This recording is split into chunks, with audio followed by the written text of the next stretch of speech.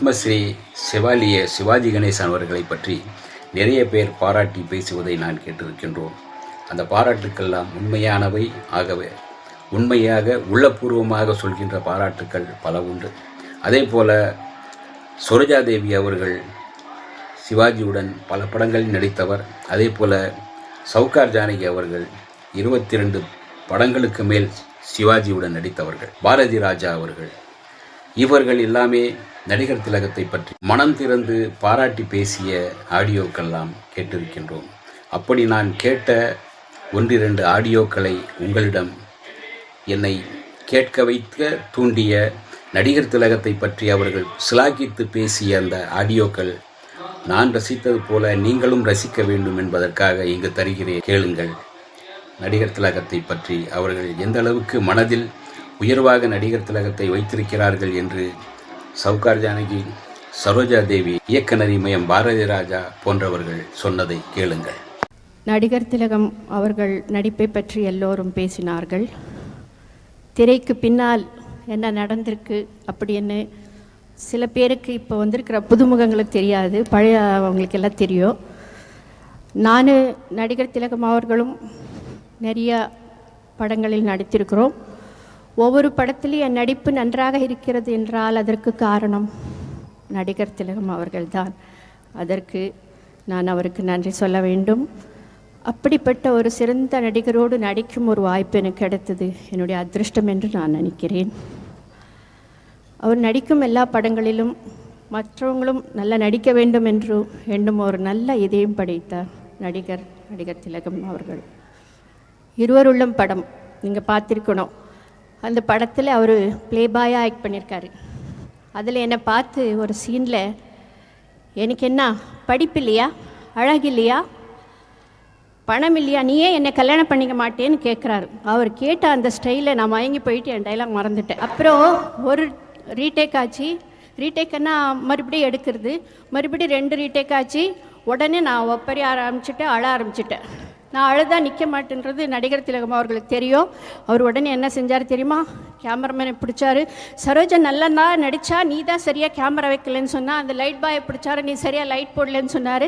அதுக்கப்புறம் இன்னொருத்தர் பிடிச்சி, நீ சரியாக டைலாக் அவளுக்கு சொல்லி கொடுக்கல அப்படின்னு சொல்லிட்டு, சரோஜா நீ நல்லா பேசுனேம்மா, பேசு அப்படின்னு சொல்லிட்டு மறுபடியும் ஒரு டேக் எடுத்தாங்க. அதுக்கு நான் பதில் சொல்லணும். நீ அழகில் மன்மதனாக இருக்கலாம், பணத்தில் குபேரனாக இருக்கலாம், படிப்பில் மேதையாக இருக்கலாம், இந்த 3ஐயும் காக்கக்கூடிய கண்ணியம் உன்னிடத்தில் இல்லை அப்படின்னு சொல்லணும். அது சொன்ன உடனே அவர் ரொம்ப என்னை பாராட்டினார். இப்போ சுஷிலா என்னுடைய அவங்களும் நான் நிறைய படங்களில் எனக்கு அவங்க தான் எப்போவுமே பாடுவாங்க, உங்களுக்கு எல்லாருக்கும் தெரியும். இப்போ சொன்னாங்க அந்த பாலும் பழம் படத்துலேயே அவ்வளோதான். அதில் நான் டிபி பேஷண்ட்டாக வருவேன். அதில் அவர் சொன்னார், சரோஜா நீ கொஞ்சம் அந்த டிபி பேஷண்ட்டை ஆக்ட் பண்ணும்போது ரொம்ப டல்லாக இருக்கணும், இந்த கிளாமரெல்லாம் முதல்ல ஒன்றும் வேண்டாம், நீ முதல்ல டிபி பேஷண்ட்டாக தெரியணும், அதுக்கு என்ன வேணுமோ அது செஞ்சுக்கும். நான் உடனே நிறைய கிளிசரைனும் அப்புறம் நிறைய இதெல்லாம் போட்டு டல்லாக தெரியிருக்கா அப்படின்னு அந்த படம் பார்த்துட்டு சொன்னார், என்னை விட நீ மிகவும் நன்றாக நடித்திருக்கிறாய் என்றார். அது என் வாழ்க்கையில் என்றுமே மறக்க முடியாது. அவருடைய மனைவி கமலம்மா, அவங்கள நான் என்றும் மறக்க முடியாது. அவங்க என்னுடைய சுகதுக்கங்களில் எல்லாம் அவங்க என்னோட இருக்காங்க. 30 வருஷமாக அதே புன்சிரிப்போடு அவங்க என்ன ஒரு கஷ்டத்தில் இருக்கட்டும், ஒரு சுகத்தில் இருக்கட்டும், அவங்களுக்கு ஒரு ஃபோன் பண்ண உடனே எனக்கு ஒரு மாரல் சப்போர்ட் கொடுக்குறாரு. அதே மாதிரி நடிகர் திலகம் அவர்களும் எனக்கு நிறைய மாரல் சப்போர்ட் கொடுத்துருக்கார். எங்களுடைய அன்பு இந்த ஒரு நடிப்போடு நின்று போல still we are good friends. So நடிகர் திலகம் அவர்களுக்கும் கமலம்மா அவர்களுக்கும் என் ஆயுள் பூராவும் அவங்களுக்கு போக வேண்டும் என்று நான் ஆண்டவனை வேண்டிக் கொள்கிறேன். உங்கள் அன்பு ஆதரவு இப்படியே இருக்க வேண்டும் என்று கேட்டுக்கொள்கிறேன். வணக்கம். இங்கிவனை யாம் பெறவே என்ன தவம் செய்து விட்டோம் என்று சேவகனாய் வந்த கண்ணனை பற்றி மகாகவி பாரதியார் பாடிய பாட்டு நடிகர் திலகம் சிவாஜி கணேசன் அவர்களுக்கு எவ்வளவு அற்புதமாக பொருந்துகின்றன. இங்கிவனை யாம் பெறவே என்ன தவம் செய்து விட்டோம் என்று இன்று சிவாஜி கணேசன் அவர்களை பாடி பெருமைப்பட்டுக் கொள்கிறோம். 12 ஆண்டுகளுக்கு ஒரு முறைதான் பூக்கும் குறிஞ்சி மலர். ஆனால் கலைச்சோலையில் சிவாஜி போன்ற ஒரு நடிப்பு மலர் எத்தனைக்கு ஒரு முறை பூக்கும் என்று யாராலும் சொல்ல முடியாது.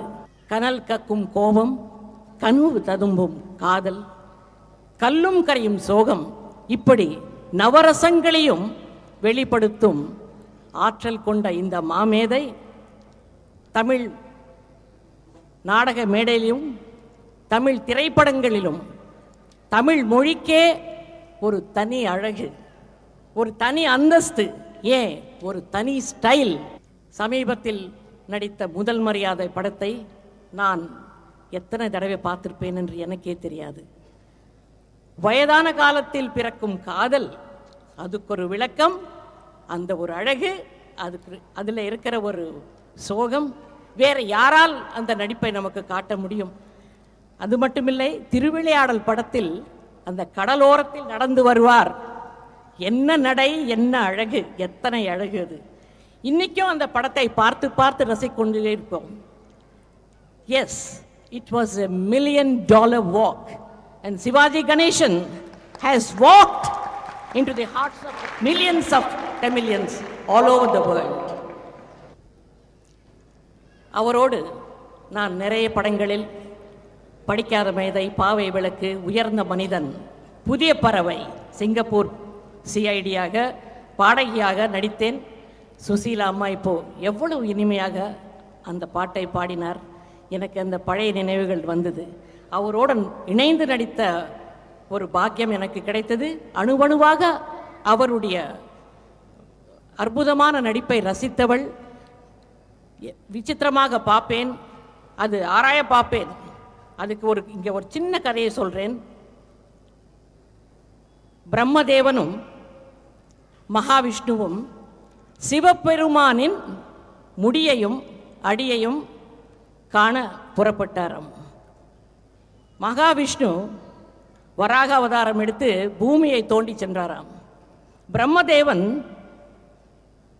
அன்னபட்சியாக மாறி ஆகாயத்தில் பறந்து சென்றாராம். ஆனால் இருவருமே அவருடைய முடியையும் அடியையும் பார்க்க முடியவில்லையாம். அதேபோல் சிவாஜி அவர்களின் நடிப்பின் உயரத்தையும் அவருடைய உணர்ச்சிகளின் ஆழத்தையும் கண்டறிய புறப்பட்டால் என்னை போல் அவர்களும் நிச்சயமாக தோல்வியை தான் சந்திப்பார்கள். He is an actor not of just one age. He is an actor of all times. Chevalier Sivaji Ganesan is an uncrowned king and is the crowning glory of Indian cinema. His achievements will be written in letters of gold in the history of Indian cinema. இன்னைக்கு அவரை பாராட்டி 4 வார்த்தைகள் பேசும் பாக்கியம் எனக்கு கிடைத்ததற்கு நான் பெருமைப்படுகிறேன். வாழ்க உங்கள் தமிழ் பற்று, வாழ்க கலைகள், வாழ்க சிவாஜி கணேசன் அவர்கள். நன்றி, வணக்கம். என்ன பேசுவார்? பாரதி ராஜா ஒரு பாமரன் என்பது இந்த நாடு அறிந்த விஷயம். நான் ஊரை விட்டு கிளம்பும் போதே ஏண்டா படிப்பை நிறுத்திவிட்டா என்று கேட்டார்கள். நான் சொன்னேன், பட்டுக்கோட்டையினுடைய பாட்டு ஒன்று ஞாபகத்துக்கு வரும். பள்ளிக்கூடம் இல்லாத ஊருக்கு பயணம் போறேன்டா, அங்கே படிக்க வேண்டியது நிறைய இருக்கு, படிச்சுட்டு வாரேண்டான்னு சொன்னேன். இன்னும் நான் போகவே இல்லை படிச்சுட்டு. நான் பள்ளிக்கூடம் இல்லாத ஊருக்கு பயணம் பண்றதும் அந்த படித்ததும் ஒன்றே ஒன்று, நடிகர் திலகம் அவர்கள்தான். இன்றைக்கு நான் மட்டுமல்ல, எந்த நடிகராக இருக்கட்டும், எந்த தொழில்நுட்ப கலைஞராக இருக்கட்டும், இயக்குனராக இருக்கட்டும், பாடல் எழுதுபவராக இருக்கட்டும், பாடுபவராக இருக்கட்டும், உன்னுடைய பாதிப்பு இல்லாமல், உன்னை தாண்டாமல் எந்த ஒரு மனிதனும் திரையுலகில் நுழையவே முடியாது. உன் பாதிப்புகள் தான் இன்று பல ரூபங்களில் இயக்குநர்களை கூட வடித்தெடுத்திருக்கிறது. நான் சொல்லுவேன், உதாரணத்திற்கு அவரிடம், நான் முதலாக நான் சென்னைக்கு வரும் பொழுது நான் நடிகனாக வேண்டும் என்கின்ற ஒரு பெரிய நம்பிக்கையிலே நான் வந்தேன். நான் அவரிடம் சொல்லுவேன், அப்புறம் என்ன பண்ண, நடிக்கணும்னு சொல்லிட்டு இங்க வந்தேன். அதை என்ன சொன்னேன், உங்களை பார்த்து பார்த்து உங்களுடைய பாதிப்புகளாலேயே நான் பலமிழந்து அதையே பலமாக கொண்டு நான் வண்டி ஏறி இந்த சென்னைக்கு வந்தவன் நடிகனாக வேண்டும் என்று. ஆனால் வந்தவுடனே என் எண்ணத்தை மாற்றிக்கொண்டேன் என்று சொன்னேன். எங்க முதல் மரியாதை படப்பிடிப்பில் ஏண்டா உங்க ஊர்ல கண்ணாடியே கிடையாதா, அங்கே நீ பார்த்திருக்கலாமே அப்படின்னு சொன்னார். ஆனாலும் ஒரு துணிச்சல், நல்ல வேளை உங்களுடைய பாதிப்பிலே வந்து ஒரு நடிகனைத்தான் அழுந்தேன், ஒரு இயக்குனரை இழக்கவில்லையே. ஆக இன்று நாங்கள் வடிக்கின்ற அத்தனை புதிய முகங்களிலும் உங்களுடைய படிமம் தான் இருக்கிறது.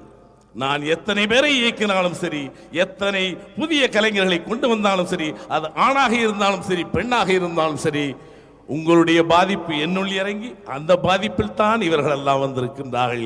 யாரும் இந்த நாற்றங்காலை தவிர்த்து நகர்ந்து பயிரிடவே முடியாது. மண்ணுக்கு சில விதிகள் உண்டு. மலைகளிலே ஏலமலையில் ஏலம் மட்டும்தான் சாரலிலே காய்க்கும், காப்பி அங்குதான் இருக்கும். சில ரோஜாக்கள் ஊட்டிகளில் தான் இருக்கும். இடம்பெயர்த்து வைத்தால் சில செடிகள் கூட, மரங்களும் செடிகளும் இயற்கையில் தன்னுடைய மண்ணிலிருந்து இடம்பெயரும் பொழுது வாடிவிடும், அதனுடைய போஷாக்குகள் குறைந்து விடுவதால். ஆனால் தமிழன் மட்டும் உலகின் எந்த மூலைக்கு இடம்பெயர்த்து வைத்தாலும் அந்தந்த இடங்களில் தன்னுடைய ஆணிவேரை பதித்துக் கொண்டு அற்புதமாக தன்னை காத்துக் கொள்ளக்கூடிய ஆற்றல் இருக்கிறது என்பது ஒரு பெருமை. அதுபோல் தமிழ் மண்ணிலே எந்த விதைகள் வந்தாலும் ஏற்றுக்கொள்ளக்கூடிய பக்குவம் தமிழ் மண்ணுக்கு உண்டு. எந்த செடி வந்தாலும் அதை ஏற்றுக்கொள்ளக்கூடிய பக்குவம் தமிழ் மண்ணுக்கு உண்டு.